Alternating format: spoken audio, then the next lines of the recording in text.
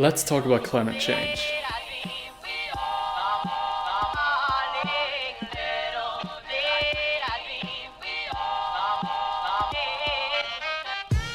I recently watched the speech from Greta Thunberg about that she held at the UN seminar about, well, climate change. This is what she does. She protests against climate change.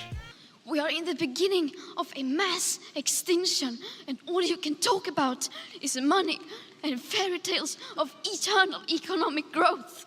How dare you! I think we've all heard about Fridays for Future, and whether you like the idea or not, it has certainly raised a lot of awareness. I think this is a very controversial topic, and I myself am not quite sure on which side I stand. All facts aside, I do think it's a great cause, and I do think it's a great idea to stand up for climate. I feel like most of the younger generation, people from my age and younger, or maybe also a little bit older, like millennials, for example, I think all of us, we are quite concerned about our future and about the climate. But if we look at older people, they don't seem to care as much. I don't know, maybe it's just because they won't live in the future anyway. As harsh as it sounds, it's true. Like, I can understand that 50-year-olds who've lived their entire life this way don't really care about, adjusting to the problems of the modern world. What I find funny in my generation is that we have a lot of young people who protect against climate change, but on the other hand, fly like every year to Bali and New York and take all these very long flights, and sort of their behavior doesn't match up. They have like Louis Vuitton bags, and the clothing factory is actually like one of the worst polluters of all industries. They eat meat, which is also one of the biggest polluters. I'm not against eating meat, but I think we should all reduce it to a certain amount. This is at least my opinion. The reason why I want to make this video is basically because I'm not quite sure what to think. I love discussions, and I think it's really important that we talk more about climate change. And this is exactly what Greta does. I'm not 100% convinced that everything she says can be applied to the modern world, especially if we look at the economic side of things. I don't think that it's reasonable for countries to completely shut down their, for example, electricity system and go completely renewable every year for, I think, 18% or something like that is something she said. This is just not doable. I know the matter is urgent, but it is not realistic, especially if other countries don't care. If not everybody agrees to the same rules, it's difficult for anybody to make a real change because you'll lose economic opportunity. There are certain things that I also really find quite interesting to talk about. For example, let's talk about Tesla. About Tesla, I want to make it a separate video, but I do like the idea of electric cars, even though, especially in Germany, where I come from, a lot of people are against it. A lot of people say, okay, so you have to drive 150,000 kilometers just so you have the amount of gases to produce the electric car out by driving it, compared to a regular car. So this means if you have 150,000 kilometers on your Tesla, you're basically equal to a gasoline car.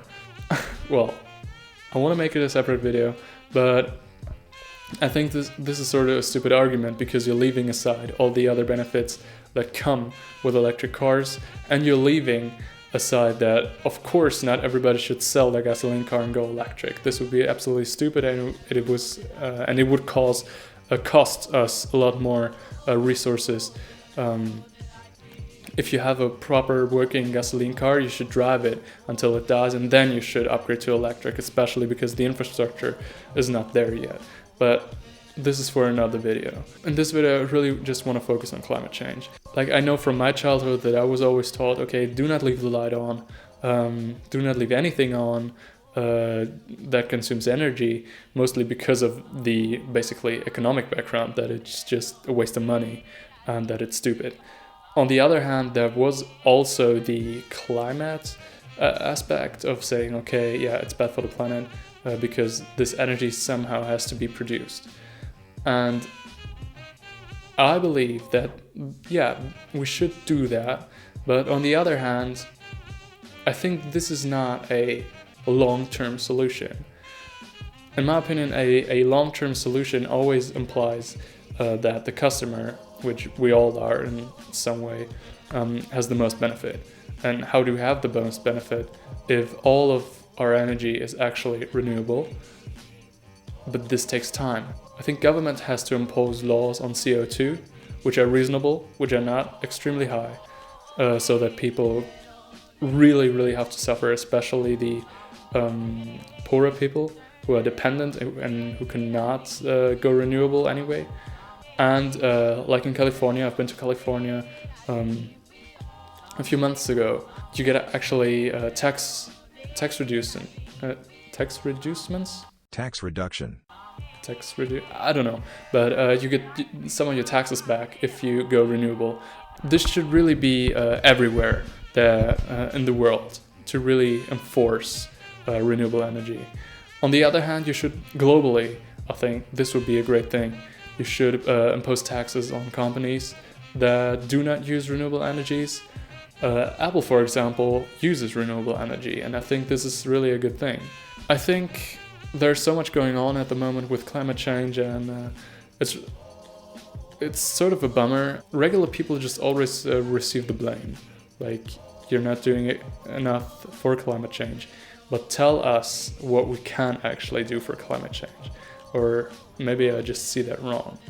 Like, you actually have to search yourself on how to do something for climate change, and I think this shouldn't be the case. I think the media and government should actually guide every single one of us through the way to and raise more awareness about it.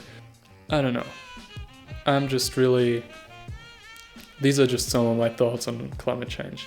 And yeah, I think it's such an interesting topic, and I think we actually really do have to do something. I think everyone can start small, and we should start small, but usually people are just too lazy to do it and don't want to do it. For my part, I greatly reduced the amount of meat I eat. The only things I eat are basically salmon, eggs, and very rarely some chicken. And I don't consume any dairy, I don't consume beef, I don't consume pork, I don't consume lamb. All these things I try to avoid. And it doesn't really hurt me, because other things, they taste actually just as good. And I'm by no means a vegan, a stereotypical vegan, and I'm not vegan, but I think this is just one really convenient way to sort of have an impact. Another thing is, like, I try to walk as much as I can.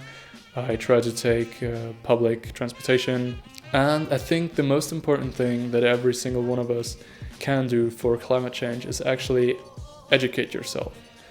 And this sounds weird to say it like out loud, but it actually does really make sense, because if you look at the people who have actually power and who can have an impact, usually these are very educated people, politicians, academics, basically. And if you don't work on yourself, if you don't educate yourself on topics like climate change, for example, you won't even have the chance to have a voice. And I think in this place, really, Fridays for Future gives especially young children the opportunity to have a voice. So that's why I think I'm more on the positive side of Fridays for Future, and I think it's a good thing. Every time there's discussion, I think usually things change, and that's good. I don't know. What do you think about it? These are just some of my thoughts. This was a really like spontaneous video. I didn't script anything like I sometimes do, and yeah, I just you know, the speech just really like touched me in a way, because yeah, I don't know, it was just really emotional, and yeah. I don't know. So yeah, sort of an opinion type of video. Change my content up a little bit. And tell me how the audio quality and the image quality is. I'm trying to up it up a little bit with lighting and everything. Yeah. See you next one. Bye.